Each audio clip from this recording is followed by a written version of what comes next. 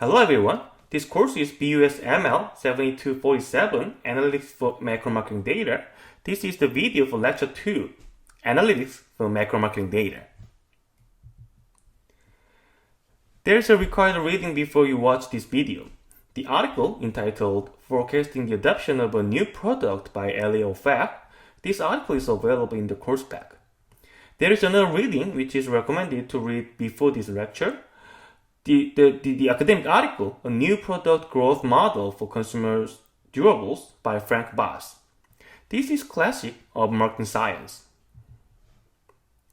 In this lecture, I'm going to talk more about demand prediction and two basic concepts of unit in analysis, unit of observation and unit of analysis. Then, I'm going to explain what is macro marketing data compared to micro marketing data. Last, I'm going to introduce the classical marketing science, the Bass division model. Demand prediction is the key to firms' decision making. Most firms make a decision through ROI analysis. The ROI analysis means that a firm evaluates what would happen with an action and chooses the action with the best expected outcome. As a return rapidly depends on demand or sales of products, demand prediction is the main step of ROI analysis. This process of predicting demand conditional on an action is sometimes called counterfactual. The gold standard of counterfactual is experimentation, but it is not always feasible for some regions, like a limited budget and legal and moral issues. So, researchers have developed alternatives using historical data. Conceptually, doing prediction using historical data is a process of projection. In the data, managers have made lots of decisions under various circumstances. For each previous action and environment, what would happen to demand is examined and evaluated. This seems like the calibration of a weapon before shooting. Once we calibrate our weapon, we are ready for shooting, the prediction. And our shoot absolutely depends on the action and environment we face. Then, what if the calibration was not good enough to be projected? For example, what if we need to make a decision under a condition we've never experienced? In this case, prediction based on historical data may not work well. In other words, what we can predict is what we've observed. Here's a toy example for better understanding. Let's say there are 4 customers and this table shows historical observations of their demand for a product with 2 price levels, $4 and $5. Those customers show different demand levels and price sensitivities. Now, let's look at the demand change in total by the price change. The rate is 20%, which is not the same as any customer's response to a price change. That is, if we observed only the total, not the individual customer's demand, what we can predict is only the average response. If we observed only one customer's demand, for example C1, her demand response is the only one thing that we can predict. This relationship between what we observed in the data and what we can predict can be conceptualized as unit of observation and unit of analysis. Unit of observation is the set of dimensions where each observation is defined. For example, a grocery store scanner data contains some information of which product was purchased by whom on which date. Unit of observation of this data is product, individual, and time level. So, unit of observation describes what is observed or collected in data. Unit of analysis is different from unit of observation. It is about what to know to solve a problem. For example, let's say a grocery store wants to know who is the best target of discount coupon campaign. To solve this problem, the store should evaluate each individual customer's profitability with the discount coupon. That is, unit of analysis must be an individual level. Unit of observation and unit of analysis provide clear definitions of micro and macro marketing. Micro marketing focuses on individual consumers' behaviors. The main research question is to identify which factors drive individual consumers' choice and demand for segmentation, targeting, and positioning strategies. Thus, both unit of analysis and unit of observation are individual level. But macro marketing focuses more on the overall market fluctuations. Although there are various research problems, most of them are related to strategic decisions based on the prediction of a market. So, market or aggregate level observations with a relatively low frequency are mostly used. Prediction using historical data has long been studied both in academics and practice. Internally recorded own price and sales data are easily available, and so they have the longest history. They are the basic and most important data we have to look into for demand prediction. In addition to the internal records, regular public surveys such as census have served as a good supplement. Also, some governments, public associations, and organizations have regularly announced various aggregate level information such as number of vehicle registrations, number of new car shipments, and retail gasoline prices. These variables could be good predictors for vehicle demand and sales. Some commercial data also have long been used for demand prediction.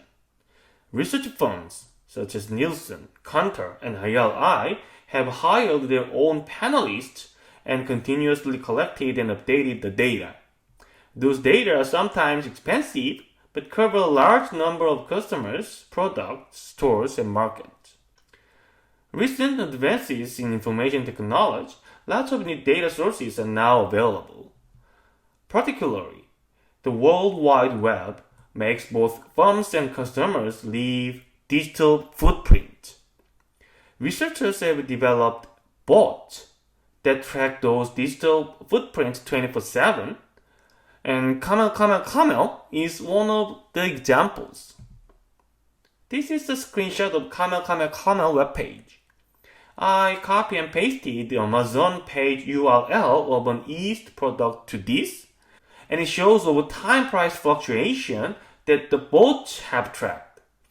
As you can see, there's a huge surge of the price in the middle of March 2020 when the coronavirus pandemic started.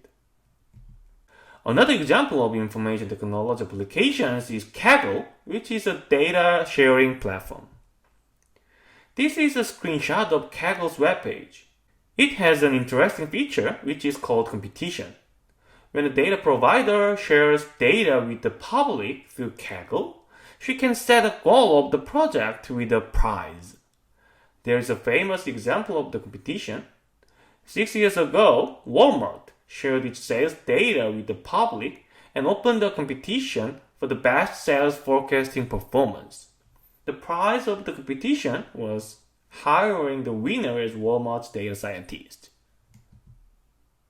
The application of technology is not limited to historical data. Information technology allows us to conduct a series of experiments online. The most popular service is Mechanical Turk by Amazon, in short MTurk. Nowadays, most behavioral academic research is conducted through the MTurk. The technology has changed not only data mining, but also consumer behavior itself.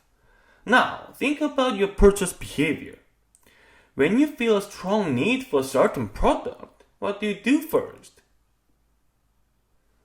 Highly likely, you do Google first. That is, if there is a craze of a product, we may find a strong signal of the craze in Google search queries. So Google quickly caught this and launched Google Trends service in 2006.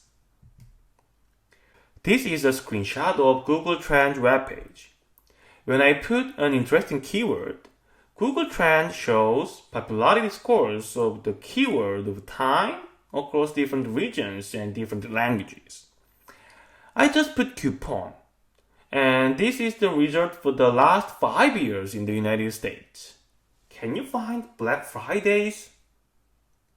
Yes, those 5 spikes are Black Friday and Christmas seasons over the years. The change of consumer behaviors is not limited to information gathering.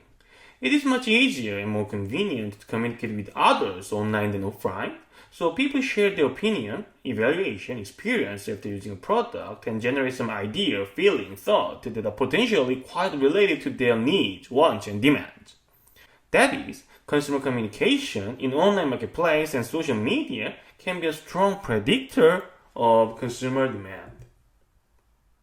Alright, so far I've explained basic concepts related to demand prediction using historical data and introduced classical and new data sources for the prediction. Now I'm going to introduce a classic example of demand prediction, the Boss-Diffton model. The Boss-Diffton model, first developed by Frank Boss in 1969, has long been used to predict what will happen once a novel product like a high-tech product is introduced. This is an example, Upright Go, this white device, and this is a posture correcting device. I have a back pain due to my really bad posture, and my lovely wife bought this device to correct the posture. This is a small device that can be easily attached on the middle of the back. When I get out of alignment, it detects and vibrates, making me immediately correct my posture. Then, suppose that you are the product manager of this device. Once you launch the device, you may want to know how many people will eventually buy the device and how fast or slow the potential customers adopt the device to develop marketing and operation strategies. From a small number of initial sales data, the Boss-Diffton model draws the predicted pattern of market penetrations. Not only for the high-tech products, but also for entertainment products and durable goods, has the model been widely used. The main idea of the model is as follows. In most cases, adoption of a product shows an S-shaped curve. Once the product was successfully launched to the market, people tend to hear the product and sales explode. After the takeoff, the adoption continues for a while unless most of potential adopters purchase the product. Once saturated, the adoption curve shows a flat shape.